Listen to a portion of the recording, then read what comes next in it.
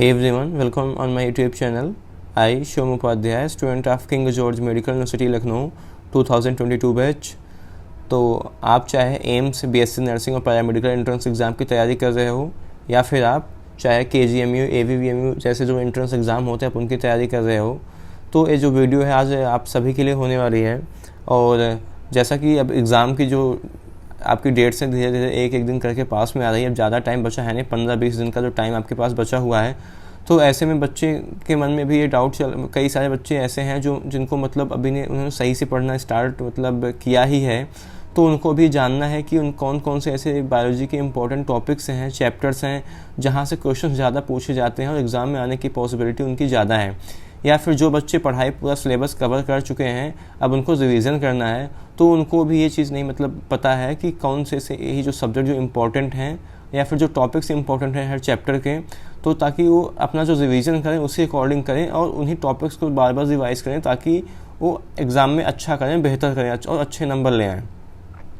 तो आज के वीडियो में जो है हम लोग क्लास 11 की बायोलॉजी की जो इम्पोर्टेंट चैप्टर्स हैं और उन चैप्टर्स के अंदर कौन कौन से ऐसे टॉपिक्स हैं जहाँ से प्रीवियस ईयर में क्वेश्चंस पूछे जा रहे हैं, तो आज हम लोग जो है उन टॉपिक्स पहले तो उन चैप्टर्स को देखेंगे कौन कौन से चैप्टर हैं, उसके बाद पर्टिकुलर हर चैप्टर के जो जो टॉपिक्स हैं उन टॉपिक्स को मैं आपको बताऊंगा कि आपको इस चैप्टर का ये टॉपिक पढ़ना है जो कि आपके एग्ज़ाम के पॉइंट ऑफ व्यू से इंपॉर्टेंट है, चाहे आप एम्स बीएससी नर्सिंग की प्रिपरेशन कर रहे हो या फिर आप जो यूपी सीनेट का एग्ज़ाम होता है उसके लिए, या फिर आप किसी भी बीएससी नर्सिंग एंट्रेंस एग्ज़ाम के लिए अगर तैयारी कर रहे हो, तो जो ये चैप्टर्स हैं हर एंट्रेंस एग्ज़ाम के लिए इंपॉर्टेंट है। वो पैरामेडिकल के लिए भी वीडियो है और जो बच्चे बीएससी नर्सिंग की प्रिपरेशन कर रहे हैं उनके लिए भी वीडियो है। तो दोनों बच्चे इसको अच्छे से ध्यान से आप लोग देखें ताकि आप लोग एग्ज़ाम में अच्छा करो। तो चलो चलते हैं, देखते हैं कौन कौन से चैप्टर्स हैं, टॉपिक्स हैं। तो देखो जो पहला जो चैप्टर आता है वो क्या है, बायोलॉजिकल क्लासिफिकेशन। देखो इतने चैप्टर तो आपको एग्ज़ाम में करके जाना है, जो मैं आपको चैप्टर और टॉपिक बता रहा हूँ ना, इतना आपको करके ही जाना है। बाकी कुछ ऐसे चैप्टर्स हैं जिसके एक ही दो टॉपिक है, मैं उन चैप्टर्स को छोड़ नहीं रहा हूँ क्योंकि वहाँ से क्वेश्चन कभी कभी पूछ लिए जाते हैं, तो इसलिए मैं हर चैप्टर मतलब उस चैप्टर को मैं हटा ही नहीं दिया हूँ, बल्कि उसके टॉपिक को मैं आपको बता दूंगा कि हाँ इस चैप्टर का सिर्फ टॉपिक इंपॉर्टेंट है, आप इसको पढ़ लेना, ठीक है। तो सबसे पहले तो जो आपका इंपॉर्टेंट चैप्टर है क्या है, बायोलॉजिकल क्लासिफिकेशन। तो बायोलॉजिकल क्लासिफिकेशन देखो काफ़ी बड़ा चैप्टर है, तो इसमें आपको पढ़ना क्या क्या मैं आपको बता देता हूँ कि इसमें आपको जो है पढ़ना क्या क्या है। देखो सबसे पहले तो आपको इसका इंट्रोडक्शन पढ़ लेना, ठीक है। जो इंट्रो शुरुआत में कुछ और ये चीज़ जो है पूरी जो ये बात ये फॉलो आपको करनी होगी, एनसीईआरटी से करनी होगी, ठीक है। आपको और किसी बुक के मैं रेफरेंस में नहीं बता रहा हूँ, इसको कहाँ से आपको एनसीईआरटी के लिए जो चीज़ें हैं आपको एनसीईआरटी फॉलो करनी पड़ेगी इस चीज़ के लिए, जो चीज़ मैं आपको बता रहा हूँ। और ये चीज़ मैंने खुद भी किया था, तो मैं एनसीईआरटी से ही पढ़ा हूँ, तो मुझे पता है कि अगर आप इतना कर ले जाओगे तो सफिशिएंट है आपके लिए एग्ज़ाम में। पहला तो क्या हो गया, आपको इंट्रोडक्शन पढ़ना है, उसके बाद फिर आपको आना है किंगडम पे। तो जो आपके एग्ज़ाम के पॉइंट ऑफ व्यू से सबसे इम्पोर्टेंट जो मतलब किंगडम है वो क्या है, वो है किंगडम मोनेरा, ठीक है। मोनेरा में बेसिकली आपके जो बैक्टीरिया आते हैं, इसमें आर्की बैक्टीरिया, यू बैक्टीरिया दोनों आते हैं, तो आपको इसको पढ़ लेना है क्या, मोनेरा में आर्की बैक्टीरिया, यू बैक्टीरिया। खासकर बैक्टीरिया जो है काफ़ी इंपॉर्टेंट है, तो आपको जो है सबसे पहले तो इंट्रो पढ़ना है, फिर किंगडम मोनेरा को अच्छे से पढ़ लेना है। एनसीईआरटी में चीज़ें छोटी छोटी दी गई हैं बट प्रिसाइज कंटेंट है, वहीं से ही आपके जो एग्ज़ाम में वहीं से क्वेश्चंस पुटअप होते हैं, तो ये चीज़ें जो है आप एनसीईआरटी से फॉलो करना, तो आई थिंक आप बेहतर रिजल्ट दोगे। उसके बाद अब थोड़ा बहुत बात करते हैं प्रोटोजोआ। तो कभी कभी देखो प्रोटोजोआ से भी क्वेश्चंस पूछा जा सकता है, ठीक है, पूछा गया ही है, तो आप यहाँ से भी जो है इसको थोड़ी सी बस 5-6 लाइन की है प्रोटोजोआ, थोड़ी जो इम्पोर्टेंट है उसमें आप लोग उसको पढ़ लेना। उसके बाद आता है क्या है, किंगडम फंजाई। तो फंजाई भी आपको लोगों के लिए जो है काफ़ी इंपॉर्टेंट है, फंजाई से भी हर साल जो है क्वेश्चंस पूछे जाते हैं, तो आपको क्या करना है, इसको किंगडम फंजाई को भी पढ़ना है। इसके बाद जो आपका इस चैप्टर का जो टॉपिक आता है क्या है, वो वायरस, ठीक है। वायरस में देखो बेसिकली आपसे जैसे आपने उसका जेनेटिक मटेरियल के बारे में आपको पढ़ना है। वायरस पूरा मतलब जितना एनसीईआरटी में दिया है उसमें वायरस, वायरॉइड्स एंड प्रियॉन्स दिए हैं, बट आपको उसको नहीं पढ़ना है, बस कौन सा मतलब जो उसे वायरस से क्या कॉज होता है, वायरॉइड्स क्या कॉज करता है और प्रियॉन्स होते हैं इनसे ये क्या कॉज करते हैं, जो इनसे जो बीमारियाँ कॉज करते हैं ना, जो एनसीईआरटी में आपकी मतलब डिजीज़ दी गई हैं उन डिजीज़ के बारे में पढ़ लेना है इस बायोलॉजिकल क्लासिफिकेशन वाले चैप्टर में, कि इसका मतलब जेनेटिक मटेरियल क्या होता है, इससे यहाँ से क्वेश्चन पूछा जाता है वायरस से। और मैं यहाँ पर लिख दे रहा हूँ जेनेटिक मटेरियल, ठीक है, आप इसको पढ़ लेना। और कुछ मतलब आप बैक्टीरियोफेज के बारे में जैसे पूछ सकता है कि बैक्टीरियोफेज क्या है, तो आप थोड़ा बैक्टीरियोफेज के बारे में पढ़ लेना। और बस ये जो है, तो जो पहला चैप्टर है बायोलॉजिकल क्लासिफिकेशन, वहाँ से आपको इंट्रो पढ़ना है, किंगडम मोनेरा पढ़ना है, प्रोटोजोआ पढ़ना है, फंजाई, वायरस, ठीक है, इतना आपको जो है करना है। और ये चीज़ें जो है बहुत शॉर्ट में दी गई, ज़्यादा बड़ी एनसीईआरटी में दी नहीं है कि बहुत कई पेज में हो जाए। तो अगर आप आई थिंक आप इतना करोगे इस चैप्टर से, तो आप जो है इसके सारे क्वेश्चन जो है एग्ज़ाम में कर ले जाएंगे, और क्वेश्चन जो होते हैं यहीं से पूछे जाते हैं। उसके बाद बात करते हैं प्लांट किंगडम। तो प्लांट किंगडम भी जो है काफ़ी इंपॉर्टेंट चैप्टर है। अब ये भी तो काफ़ी मतलब बड़ा चैप्टर है, बट मैं आपको इसके अंदर जो पर्टिकुलर जो इंपॉर्टेंट टॉपिक्स हैं उन टॉपिक्स को बता दे रहा हूँ कि आपको जो है कौन कौन से जो टॉपिक्स हैं करके जाने हैं। तो सबसे पहले देखो आपको जो है एल्गी पढ़ना है, ठीक है, क्या पढ़ना है, एल्गी। एल्गी जो है इम्पॉर्टेंट है आपके लिए। उसके बाद क्या आता है, टेरिडोफाइट्स,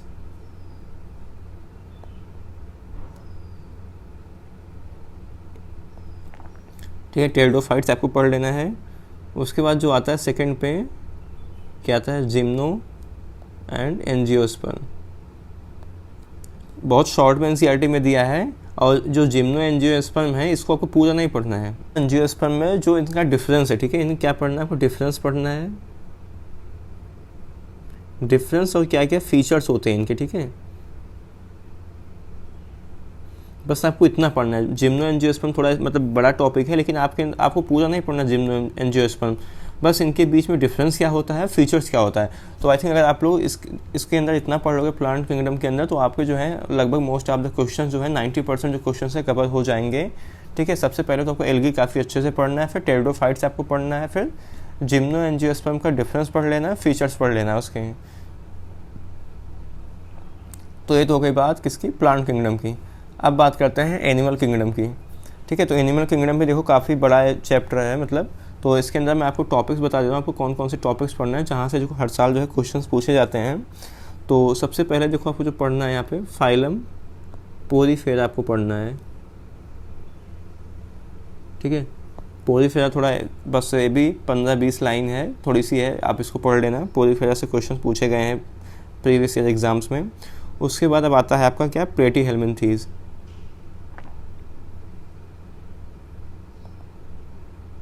ठीक है। अब क्या आता है उसके बाद प्लेटीहेल्मिन्थीज। तो जो प्लेटीहेल्मिन्थीज है आपके एग्जाम के पॉइंट ऑफ व्यू से काफ़ी इंपॉर्टेंट है, तो आपको ठीक है इसको पढ़ना है, प्लेटीहेल्मिन्थीज। उसके बाद अब बात करते हैं हम एस्केल हेल्मिन्थीज की। तो आपको क्या पढ़ना है, एस्केल हेल्मिन्थीज पढ़ना है। इसके क्या पढ़ना है, आपको एग्जाम्पल्स पढ़ने, ठीक है। जैसे जो एस्केल हेल्मिन्थीज में क्या क्या आता है, एस्कैरिस आता है और क्या वोचेरिया आता है। तो जो एस्कैरिस होता है, जैसे जो आपका मान लो एस्कैरिस हो गया, एस्कैरिस को क्या बोलते हैं, इसको राउंड वार्म बोलते हैं, ठीक है। क्या बोलते हैं, राउंड वार्म बोलते हैं इसको। तो ऐसे एस्कैरिस हो गया। इसके बाद क्या आता है, वोचेरिया का एग्जाम्पल एनसीईआरटी में दिया हुआ, इसको क्या बोलते हैं, फाइलेरिया वार्म बोलते हैं। तो आपको जो एस्केल हेल्मिन्थीज है उसका क्या पढ़ना है, आपको उसके एग्जाम्पल्स पढ़ने हैं। जैसे एस्कैरिस हो गया, वोचेरिया, तो इनको मतलब अदर किस नाम से जाने जाते हैं। पूरा आपको एस्केल हेल्मिन्थीज नहीं पढ़ोगे तब भी कुछ आपका काम चल जाएगा। बस आपको क्या पढ़ना है, इसके एग्जाम्पल्स पढ़ने हैं कि एस्कैरिस, वोचेरिया, इनके क्या अलग अलग जो नाम हैं। अब उसके बाद और देखते हैं, इसमें आपको कुछ चीज़ें और इम्पॉर्टेंट है जो हम अभी अब बता रहा हूँ। इसके बाद क्या आता है, फाइलम एनिलिडा, ठीक है। एस्केल हेल्मिन्थीज के बाद क्या आता है, एनिलिडा, ठीक है। तो एनिलिडा का भी जैसे आपको एग्जाम्पल सिर्फ पढ़ना है, ठीक है। एग्जाम्पल्स में आपको क्या क्या इसके एग्जाम्पल्स है, जैसे इसका आता है क्या, नेरिस, ठीक है। तो जो नेरिस होता है, और उसके बाद एक फेरिटिमा भी है इसी में,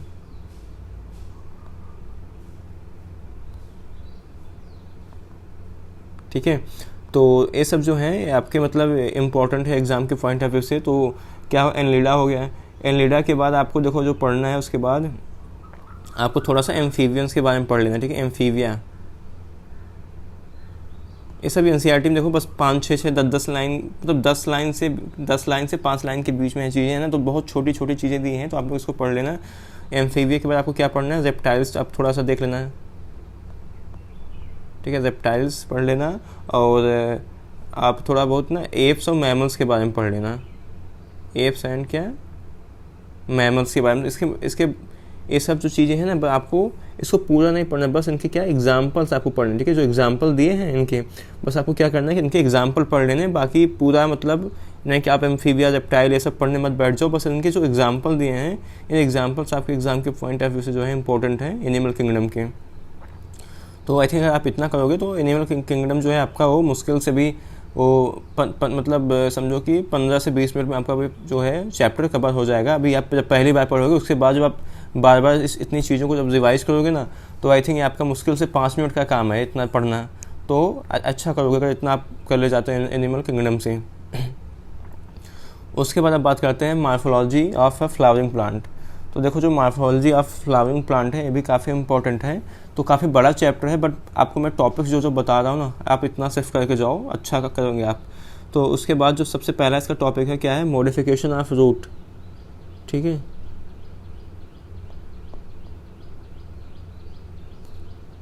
मॉडिफिकेशन ऑफ रूट, तो इसमें क्या पढ़ना है आपको, मॉडिफिकेशन ऑफ रूट पढ़ लेना है। उसके बाद आपको क्या पढ़ना है, लीव्स पढ़ लेना है। लीव्स काफ़ी इंपॉर्टेंट है।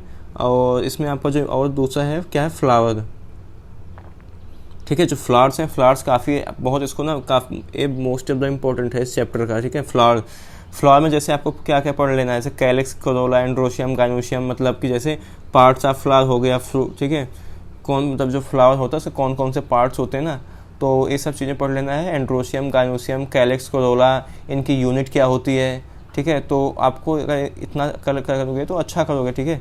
तो क्या होगा, ये तो बात होगी फ्लावर के बारे में। इसके बाद अब बात करते हैं, अब फ्लावर में भी क्या आपको पार्ट्स ऑफ फ्लावर पर जो है ज़्यादा फोकस करना है। उसके बाद अब आपको जो पढ़ना है क्या पढ़ना है, फ्रूट्स पढ़ना है। फ्रूट्स भी देखो काफ़ी छोटा टॉपिक है, ज़्यादा बड़ा है नहीं।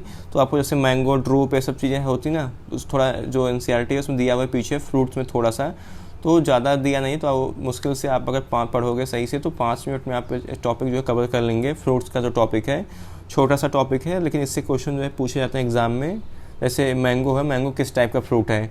कोकोनट, इसमें मैंगो, कोकोनट 2 दिया है, तो जो दोनों फ्रूट्स होते हैं किस टाइप के फ्रूट्स होते हैं, तो ये काफ़ी इंपॉर्टेंट है आपके एग्जाम के पॉइंट ऑफ व्यू से, ठीक है। तो जो मॉर्फोलॉजी ऑफ फ्लावरिंग प्लांट है काफ़ी बड़ा चैप्टर है, बट आप ये जो अगर इतने जो मेजर टॉपिक्स हैं ना, जहाँ से क्वेश्चन हर साल एग्जाम में पूछे जाते हैं, तो आई थिंक अगर आप इतना करके ले जाएंगे तो अच्छा करेंगे एग्ज़ाम में। अब बात करते हैं anatomy of A flowering plant.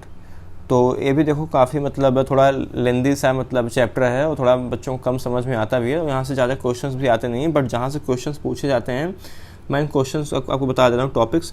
सबसे पहले तो देखो आपको जो पढ़ना है वो एपिडर्मल टिश्यू सिस्टम पढ़ना है, एपिडर्मल टिश्यू सिस्टम, ठीक है। बहुत छोटा सा टॉपिक है। उसके बाद आपको बस और क्या करना है, इसमें जाइलम पढ़ लेना है और फ्लोएम के बारे में हल्का सा, ठीक है। बस बाकी और चैप्टर से आपको कुछ करने की ज़रूरत नहीं है। अगर आप इतना करेंगे तो चैप्टर सफिशिएंट है। वैसे आप इस चैप्टर को छोड़ भी देंगे तो कोई दिक्कत नहीं रहेगी, लेकिन हाँ, अगर आप कभी कभी क्वेश्चन जो है यहाँ से पूछता है, तो आई थिंक अगर आप ये 2 चैप्टर है मुश्किल से मतलब 5 मिनट का काम है इतना दोनों को पढ़ना, ठीक है। तो अगर आप इतना पढ़ लेंगे तो ये चैप्टर जो है कवर हो जाएगा। मेजर इसका पोर्शन है जो जहाँ से नर्सिंग और पैरामेडिकल एंट्रेंस एग्जाम्स में क्वेश्चन पूछे जाते हैं। अब उसके बाद अब बात करते हैं क्या आता है, स्ट्रक्चरल ऑर्गेनाइजेशन इन एनिमल, ठीक है। तो ये है काफ़ी इंपॉर्टेंट टॉपिक है, चैप्टर है आपके एग्जाम के पॉइंट ऑफ व्यू से। तो सबसे पहले इसमें क्या आपको टिश्यू के बारे में पढ़ना है, ठीक है। आपको क्या पोर्शन कवर करना है, टिश्यू पढ़ लेना, टाइप्स ऑफ टिश्यू, सब टिश्यू आप लोग पढ़ लेना। ये बस इतना क्या है इंपॉर्टेंट है आपके लिए टिश्यू। और जो मतलब पूछा जाता है आपके एग्जाम में कि मतलब इस चैप्टर जो मतलब जैसे एपिथेलियल, कनेक्टिव, मस्कुलर, न्यूरल, ये सब जो टिश्यूज़ होते हैं, तो जो आपके बॉडी अलग अलग ऑर्गन्स होते हैं, तो कौन से बॉडी ऑर्गन्स में कौन सी टिश्यू पाई जाती है, तो आपसे जो एग्ज़ाम में पूछा जा सकता है। तो इसलिए जो है चैप्टर आपके लिए इंपॉर्टेंट है। इसको आपको क्या करना है कि ध्यान से करना है चैप्टर, ठीक है। और इस चैप्टर का एक टॉपिक जो है टिश्यू और इसके टाइप्स और एग्जाम्पल्स आपको, ठीक है। जो एग्जाम्पल NCERT में दिया है कि कौन सा टिश्यू जो है किस बॉडी ऑर्गन में पाया जाता है, तो वो चीज़ आपके लिए इम्पॉर्टेंट है। अब बात करते हैं सेल की, the unit of cell, the unit of life. ये भी देखो काफ़ी इंपॉर्टेंट चैप्टर है आपके एग्जाम के पॉइंट ऑफ व्यू से, ठीक है। तो इसमें आपको मैं बता रहा हूँ करना क्या है, काफ़ी बड़ा चैप्टर है। बस आपको सबसे पहले सेल थियरी पढ़ लेनी, ठीक है। सेल थियरी जो है छोटा सा एकदम टॉपिक है ना, मुश्किल से 5-6 लाइन आप अगर मतलब एक हाफ पेज कह सकते हो, बहुत छोटा सा है। अगर आप मुश्किल से आप 2 मिनट में इसको आप पढ़ लेंगे, अगर सही से पढ़ेंगे इसको तो 2 मिनट का काम है। आप सेल थियरी पहले कवर कर लेना, इसके बाद आप क्या करना है कि प्रोकैरियोटिक सेल्स के बारे में पढ़ लेना है, ठीक है। प्रोकैरियोटिक सेल्स के बारे में आप लोग कवर कर लेंगे, थोड़ा सा मतलब ज़्यादा ये भी है नहीं, एक पैराग्राफ ही है। तो प्रोकैरियोटिक सेल्स के बारे में थोड़ा पढ़ लेना, मतलब उसके सेल वॉल के बारे में, या फिर कि उसकी जो सेल वॉल होती है किस चीज़ की बनी होती है। और अगर मतलब उसके बाद जो आता है उसमें आपको थोड़ा सेल मेम्ब्रेन के बारे में पढ़ना है। आपको क्या पढ़ना है? सेल मेम्ब्रेन के बारे में पढ़ना है। ये भी यहाँ से क्वेश्चन पूछे जाते हैं। सेल मेम्ब्रेन के बाद जो आपका इंपॉर्टेंट टॉपिक है इसका है वो है क्या? सेल वॉल, ठीक है। सेल वॉल के बारे में पढ़ लेना, ये भी एक पैराग्राफ के फॉर्म में दिया गया आपके एनसीईआरटी में। उसके बाद क्या आता है? Endo membrane system. Endo membrane system में जो आपको फोकस करना है वो एंडोप्लाज्मिक रेटिकुलम पे करना है, ठीक है। ये वो भी इसमें जैसे कि 2 होते हैं ना, SER एंड RER, मतलब स्मूथ एंडोप्लाज्मिक रेटिकुलम और रफ एंडोप्लाज्मिक रेटिकुलम। तो इन दोनों का मतलब लोकेशन क्या होता है स्मूथ और रफ का, और इनका फंक्शन क्या होता है, ठीक है। क्या इनका आपको लोकेशन पढ़ना है, लोकेशन और क्या फंक्शन आपको पढ़ना है। तो 2 चीज़ें आपको, जो एंडोप्लाज्मिक रेटिकुलम है इसको, इसका ये चीज़ पढ़ना है, और इसके साथ साथ आपको लाइसोसोम माइटोकॉन्ड्रिया भी आपको पढ़ना है, ठीक है। आपको यहाँ बता दूंगा आपको क्या लाइसोसोम और क्या माइटोकॉन्ड्रिया, ये चीज़ आपको जो है पढ़नी है। लाइसोसोम और माइटोकॉन्ड्रिया ये आपके जो एग्ज़ाम है उसके पॉइंट ऑफ व्यू से काफ़ी इंपॉर्टेंट है, ठीक है। तो जो चैप्टर है काफ़ी बड़ा है, लेकिन आपको सबसे पहले सेल थियरी कवर करनी है, उसके बाद आपको जो है प्रोकैरियोटिक सेल को कवर करना है, उसके बाद सेल वॉल को कवर करना है, ठीक है। तो एक एक चीज़ अभी मैं बता रहा हूँ आपको यहाँ पे,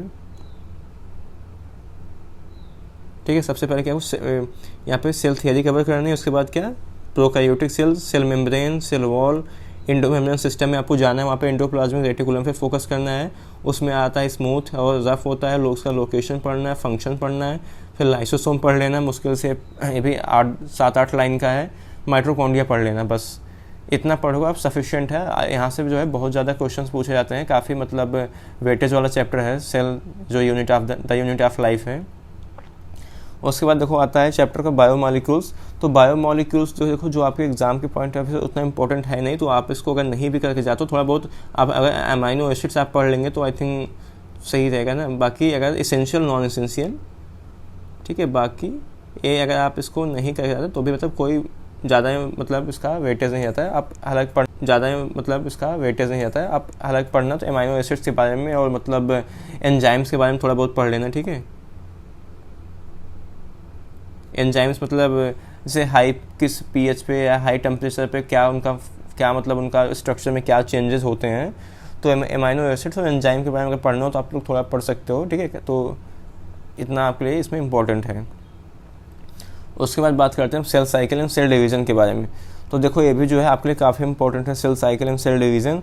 तो इसको आपको अच्छे से करना है। इसमें आपको जो पढ़ना है, क्या पढ़ना है आपको, इसमें आपको माइटोसिस पढ़ना है और मियोसिस पढ़ लेना है, ठीक है। इतना अगर आप करके जाओगे तो इतना सफिशिएंट है आपके लिए इस चैप्टर से। यहाँ से जितना क्वेश्चन पूछेगा इतने से आपको जो है कवर हो जाएगा, बस अगर आप 2 चीज़ें पढ़ लेंगे, माइटोसिस और मियोसिस। उसके बाद अगर बात करते हैं जो ट्रांसपोर्ट इन प्लांट है, इसमें आपको जो ज़्यादा नहीं पढ़ना है, इसमें बस वही आपको जो जाइलम फ्लोएम के बारे में थोड़ा बहुत पढ़ लेना है। अगर पढ़ना भी है तो जाइलम पढ़ लेना है, क्या फ्लोएम पढ़ लेना है, ठीक है। तो जाइलम फ्लोएम इस चैप्टर से आपको पढ़ लेना है, ये इंपॉर्टेंट है यहाँ से। बाकी अगर आप नहीं भी करते हो तब भी अगर आपको जाइलम फ्लोएम के बारे में बेसिक चीज़ें पता है तो भी अगर आप इस चैप्टर को जो है अगर नहीं पढ़ते हैं तो भी क्या है आपका काम चल जाएगा एग्ज़ाम में। उसके बाद आता है मिनरल न्यूट्रिशन। तो देखो मिनरल न्यूट्रिशन जो है काफ़ी ये भी इम्पोर्टेंट है आपका चैप्टर। तो आपको देखो इसमें से करना क्या है मैं आपको बता रहा हूँ। सबसे पहले तो आपको जो हाइड्रोपोनिक्स टेक्निक दी है वो पढ़ लेना है। अभी मुश्किल से 5-6 लाइन का है हाइड्रोपोनिक्स। हाइड्रोपोनिक्स जो है टेक्निक है क्या, इसको किसने दिया था, ठीक है, आपको इतना पढ़ना है।